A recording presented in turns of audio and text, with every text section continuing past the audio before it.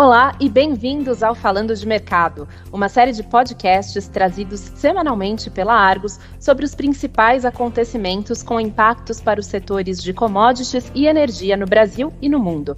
Meu nome é Renata Cardarelli, editora assistente da publicação Argus Brasil Grãos e Fertilizantes, e converso com Fernando Vale, coordenador de projetos e novos negócios na Agência Marítima Unimar, sobre as mudanças na regulação e nos custos portuários. Olá, Fernando, muito bem-vindo ao Falando de Mercado. Olá, Renata. Olá a todos que nos escutam. É uma honra e um prazer estar aqui com vocês para falar sobre esse tema tão importante. A honra é nossa. E, Fernando, houve uma mudança na métrica de cálculo sobre os custos portuários sugerida pela Agência Nacional de Transportes Aquaviários, a ANTAQ.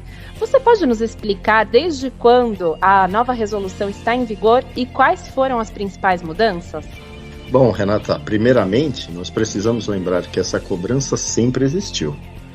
Esse é o ponto principal para iniciarmos qualquer discussão, porque ela abrange todos os portos do Brasil.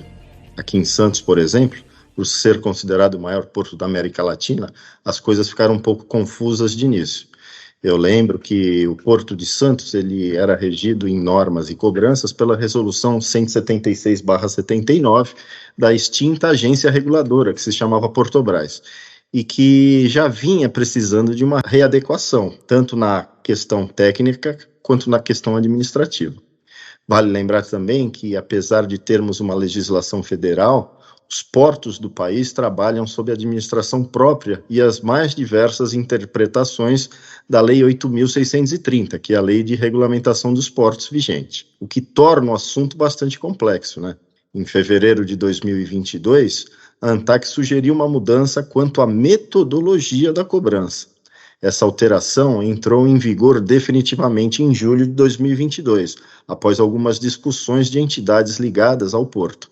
Basicamente, o que mudou foi a metodologia da cobrança, né? Onde antes era cobrado por movimentação, ou seja, a quantidade de carga, hoje é cobrado em função do deadweight de carga do navio.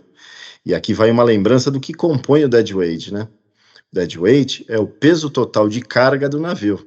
Nesse peso está incluso a carga, os consumíveis e principalmente o combustível total e toda a capacidade de água de lastro que a embarcação tem. Lembro também sempre que essa mudança afetou todos os segmentos portuários, seja granel sólido, granel líquido, cargas soltas e os navios de containers.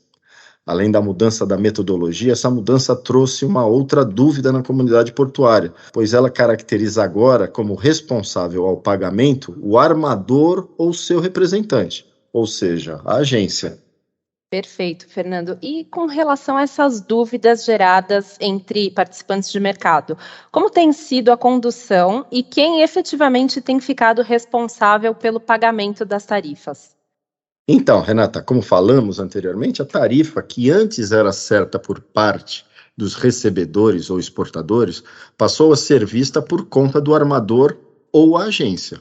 Fazia parte da rotina do porto esse pagamento. Não haviam questionamentos, pois quem importava ou exportava era naturalmente o responsável por pagar a movimentação da carga.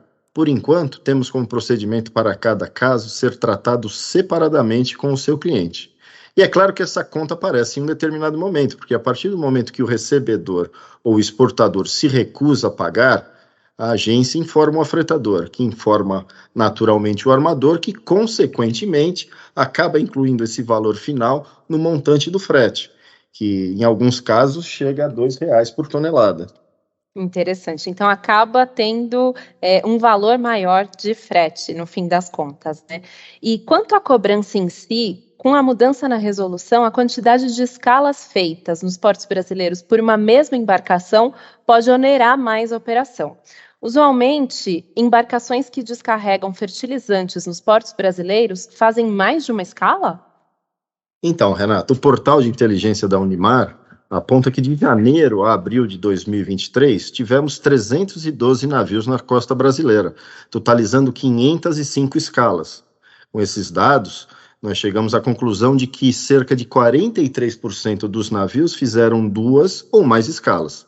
Lembrando sempre que os portos que mais receberam navios foram o Porto de Santos, Porto de Paranaguá e o Porto de Rio Grande. Os números de 2023 apontam uma redução de quase 12% no número de navios na comparação com 2022 e uma queda de menos de 1% no número de escalas. Como referência, em 2022 tivemos 353 navios com 502 escalas.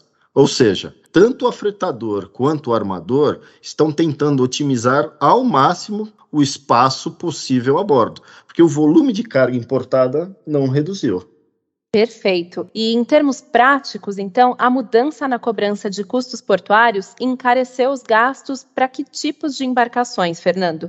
E você consegue nos dar um exemplo de encargos antes da mudança da resolução e com essa nova regra em vigor?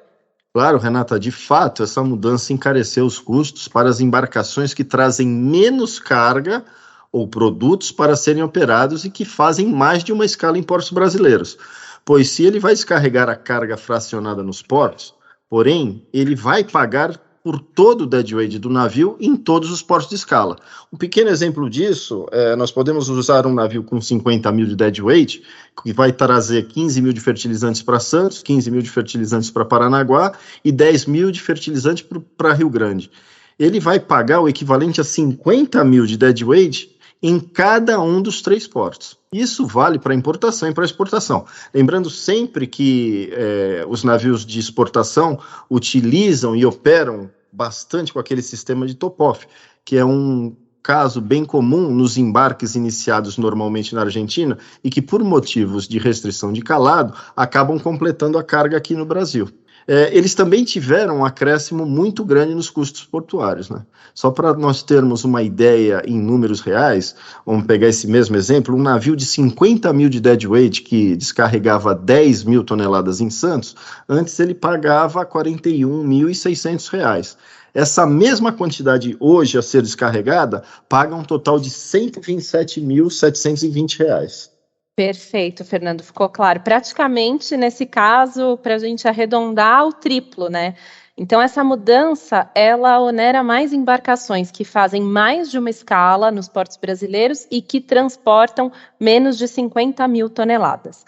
Qual é a média de deadweight das embarcações que atracam no Brasil?